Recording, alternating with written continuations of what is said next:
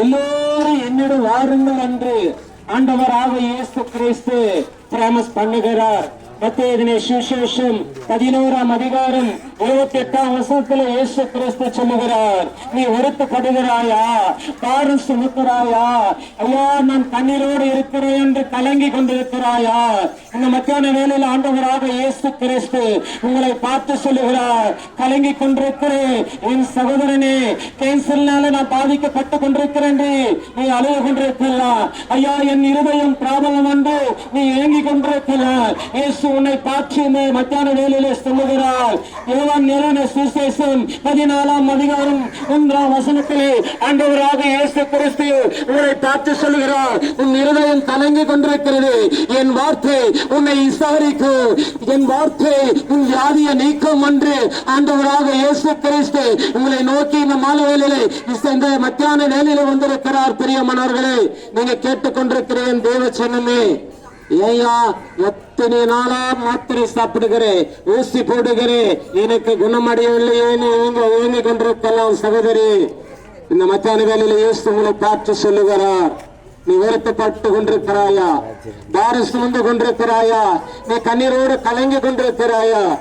உன் பாரத்தை, உன் கண்ணீர், உன் துக்கு நாட்கள் எல்லாம் பாவத்துடைய கொடுமை மனிதனோ சுமந்து கொள்ளும் என்று ஏசாயா புஸ்தகத்தில் வாசிக்கிறோம். 51ஆம் அதிகாரம் இயேசு உங்களை பார்த்து சொல்லுகிறார், ஒவ்வொரு மனுஷனுக்காக இயேசு கிறிஸ்து சொல்லுகிறார், பாவத்தை மித்தம், சாபத்தை மித்தம், அக்கிரமத்தை மித்தம், மீறுதலை மித்தம் இயேசு சொல்லுகிறார், என் மகனே, என் மகளே, உனக்காக நான் காயம் பட்டல்லவா, உனக்காக நான் நொறுக்கப்பட்டம் அல்லவா, உனக்காக நான் அநேக காயப்பட்ட ஆணிகள் பாய்ந்து கடாய் பாய்ந்த காய்கள்னாலே நான் பாதிக்கப்பட்டவன் அல்லவா என்று சொல்லி இயேசு சொல்லுகிறார்.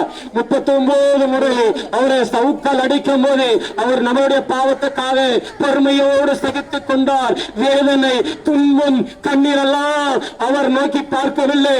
என் பிள்ளைகள் நல்லா இருந்தால் போதும், என் பிள்ளைகள் நல்லா வாழ்ந்தால் போதும் என்று ஒரே ஒரு நோக்கம், பிதாவோட சித்தத்தை நிறைவேற்ற ஒரு தேவகுமாரன் தன்னையே பலியாகினார்.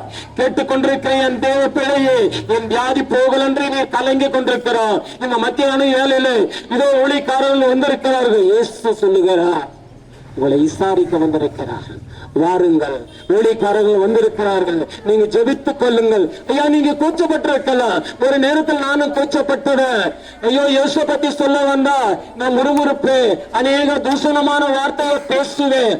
ஆனால் அந்த தேவன், நான் எந்த நாவால தூஷணமான வார்த்தையை பேசினோம், அதே தேவன் என்னை தொட்டதுபடினார். இன்னைக்கு அநேக மத்தியில தேவனை குறித்து நான் சாட்சி சொல்லுகிறேன். ஏன் சொன்னார், இந்த துர்மார்கனை தேவன் என்னை நேசித்ததுபடினால் உங்க பக்தியில சொல்லி ஆண்டவரை மகிமைப்படுத்துகிறேன். கர்த்தர் தாமே ஆசீர்வதிப்பாராக.